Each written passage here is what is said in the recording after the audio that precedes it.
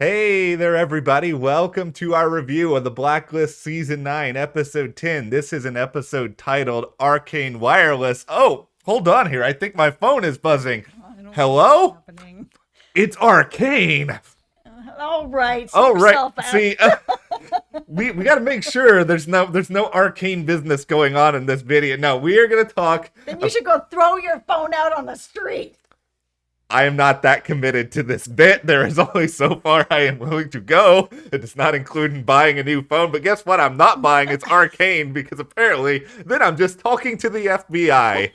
Listen, the twist, I didn't actually see that coming. I just went into this whole episode with the synopsis and everything kind of being like, okay, here we go. Another sort of criminal organization doing something very specialized. But no, they got me. They got me right till the end there when Rom came running in there being like, no, stop the bus.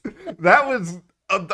when Aram is like upset or freaked out, it's like my heart always is just like so warm, even though I love Aram. I am glad Aram had a story in this episode. Me too. All right, well, before we move further here, be sure to hit that subscribe button because, we're here talking about the Blacklist every single week. And, we're not the FBI. We are not out to create some clandestine spying operation here. You just want to be a part of our group, sharing theories and having a good time. And speaking about sharing things, it's my birthday on Monday. So one of the things that I've been asking you guys for as sort of a little special birthday gift, something that would mean something to me, would be for you guys to go over to our Instagram, which is Matt and Jess TV, and just give us a follow over there. It's been something that Matt and I have been wanting to grow for a really long time. And if you guys are interested in sort of participating in that, we're going to have lots of birthday pictures up this weekend. We're going to be playing board games. We're going to be playing Catan. Oh, yeah. We're going to be having homemade Choco Tacos, gluten-free because I have celiac disease. I'm diseased. Okay, so they're going to be gluten-free, filled with ice cream and chocolate. It's going to be a good time. We're going to have lots of photos up. So Matt and Jess TV. Why are you saying you're diseased halfway through talking about okay, you know what? We have so much to celebrate here because not only is this Jess's spectacular birthday weekend celebration, we are also celebrating the Season 10 renewal for the Blacklist that came in thanks to James Spader and his magically growing, somewhat longer hair that he showed up on The Tonight Show. Looking handsome, delivering great news. It was a very good night. We are all having a really good time here. Guess who we're having a much better time with? It's most of the task force for... Guess what, guys? Usually when you screw things up on this show, you're not also screwing over other parts of the FBI as well. This was a new high for task force screwing up. Yeah. Okay, so before we get too far into the task force, we gotta talk about my boy Marvin. Oh boy. Because if you guys have been around a little while now, you guys know that I think Marvin is behind Liz's death. And we know that Reddington is still trying to figure out who it is. And because he's been so focused on this, he missed everything that was going on with Hetty and her getting arrested and all these sort of things, the Arcane network in his network. Then Marvin had to sit him down again to be like, listen, Reddington, you need to really start to focus on what is going on. You need to stop with all this stuff with who's behind Liz's death, if there even is anyone, right, Marvin? Wink, wink, right? That's what he's saying to him. He's just like, if there even is anyone, sure. Okay, if there is anyone, Marvin. And then he's just like, it's not going to bring her back. It's not going to help you heal. You just need to move on. You are persistent, Marvin. I will give you that. Of course, you don't want him to find out it is you, but he's gonna find out. Wouldn't it be? I'm just gonna pick up that baton because wouldn't it be interesting if Marvin also helped to get some of Arcane's devices into Reddington's organization to some extent beyond what we know, just furthering this along. That's the thing about Marvin, and he showed it again today, which is just that he is very focused on getting Reddington back to being this head of this empire, really focused in on his business, making sure everything is really running well and paying attention to the details, which is something that hasn't been happening since Liz has come around. And I know there are some out there that don't think that it's Marvin, that he would never turn on Red. And I actually think that Marvin doesn't see it, that he is turning on Red. I think Marvin thinks he's protecting Red and helping Red because he wants Reddington to feel better, do better, be with his empire more, and get things running better. And Marvin can only do that if Reddington is functioning. I think there is a strong case to be made for trying to save Reddington from himself. And I will say, your Marvin theory right now holds a good bit more water than my Panda Baker theory, because apparently the show no longer acknowledges Panda Baker as like a part of its world. Right? She's just like disappeared. We need some more Panda Baker. Yeah. I don't think you're necessarily like way out there on that. Panda Baker is a really good candidate for this. I want more of both of these characters. That way we can just continue to argue about it for like the rest of the season and see which one of us is right. Watch us both be wrong, and then we both just get pies in our faces. I just took such a huge L on Snowfall with a theory that just went nowhere. So, I need a win. And it was a big Marvin episode tonight. It was a big episode for Marvin. It's just so good to get so much of Fisher Stevens on this show. Him. And I really loved like just some of the scenes where we got to see him more in his element, doing negotiation with the prosecutors, because usually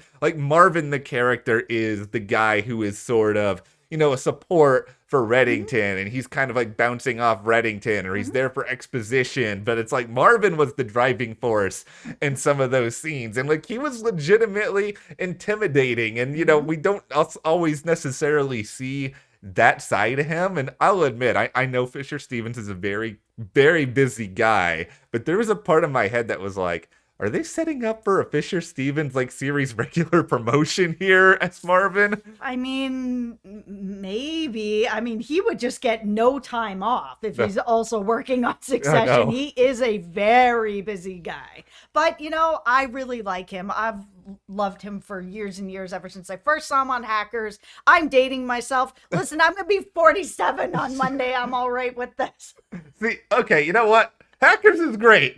I've seen Hackers. It ultimately, Fisher Stevens, he just brings such a charisma, and I think this storyline was pretty interesting as well, because I'll be honest, like Hetty has never necessarily been in like my top 4 or top 5 like Reddington cohorts. Like she's not as interesting to me as a Paula or as, of course, a Marvin. It was nice to get a little bit more of her in this episode, but she reminds me like a lot of Misty over on Yellow Jackets. I can see that. If you're not watching that, fellow bird lovers. That is very, very much true. I am very now curious what Hetty was doing those many years ago when the soccer team was stranded. That's right. But no, Hetty found herself in some really deep doo-doo in this episode, and I think ultimately, I'm very mature, everyone, saying deep doo-doo. Listen, you're so wholesome. Okay, I just don't want to get demonetized. Like, I'm just saying that right there. So Hetty finds herself in a lot of trouble in this episode, but I think the thing was, they had to find a way to make this compelling, because I never bought for a second that Hetty was going to go to prison for 20 years just because Reddington, unfortunately, Glenn passed away, and there's other people that we have seen either get thrown out of planes or other terrible things. So Reddington doesn't have that many crew members left at this point. No, he doesn't. So I'm happy in that sense that Hetty is still out there, and I'm surprised, and I'm a little bit delighted that they found a way somehow to connect all this to Arcane, because it just felt like for most of the episode that these were mostly just totally different things. I was also, like I'm sure you were, very excited and happy to have an Aram storyline. And, we had him go and talking to his mentor, who was a total jackhole. Like, it was tough to watch. Aram has really come a long way over the years. He's gained a lot of confidence in himself. He knows that he's good at his job. He feels good inside. But, I feel like he's like bumbling all over himself. And it's such a relatable moment, because I feel like there's somebody in all of our lives that just makes us feel that way, no matter how good about ourselves we feel or how confident we are in what we're doing. There's always that one person that just like boop, boop, boop, boop, hits all those buttons and makes us feel like, I don't know, like we can't say the right thing. We can't do the right thing. We're not good enough. We're not smart enough. I thought it was a really good storyline for that.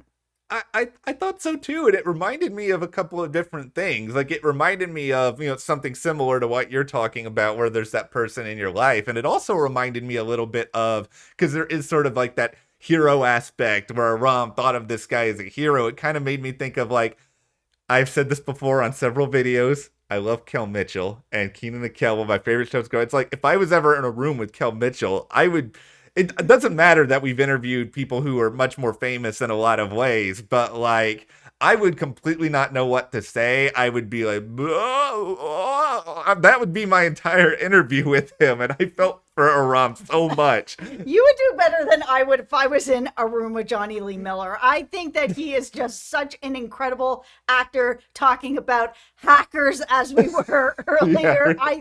I wouldn't even be able to get into the room. It would just be like, oh, I'm going to be interviewing who? No, thank you. I'm good. I'll just stay over here and follow you. Oh, God. Oh, boy. Okay, well, then we'll have a trade-off for when we're interviewing each other's heroes. But no, I did enjoy this storyline for Aram. I mean, I will say, admittedly, I'm still wanting, and this is just because I love Aram. I want Aram to be happy. I think I'm okay at this point if they bring in another Aram love interest. I feel like it's been a while since we've had one at this point. Like, this guy has just gone through it in so many different ways. The thing about this that I still struggle with this whole storyline, that he walked away from his business and now his mentor is applying for this job and he's going to get the shares and he's going to get all the money. It's just, I do not understand why Aram didn't get bought out. He would have had to have gotten bought out. Like, why did he just walk away from all of it? The money came in, so just have the partner. Here you go. Here's some money, and goodbye. And like, that was it. He just walked away why? It doesn't have to be that way.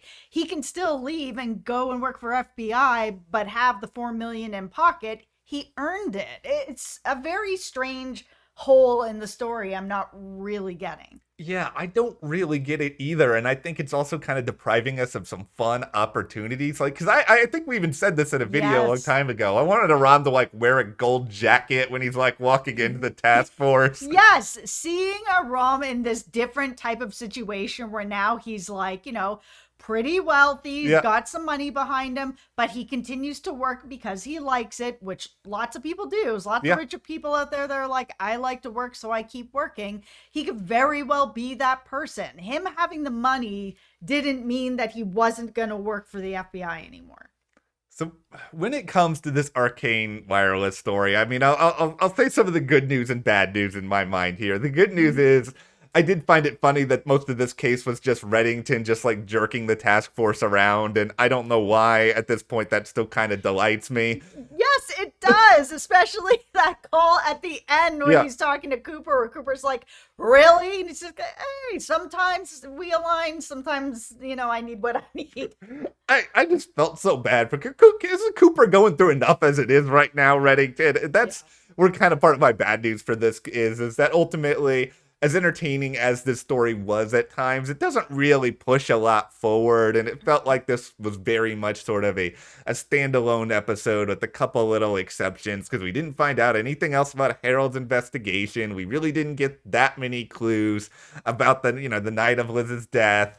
It does push forward my Marvin theory, though, so I'm here for this. I'm happy for you, and I'm happy for your Marvin theory. I still think it's a very, very good theory. I will say, I'm just kidding around, guys. It could very well be Marvin.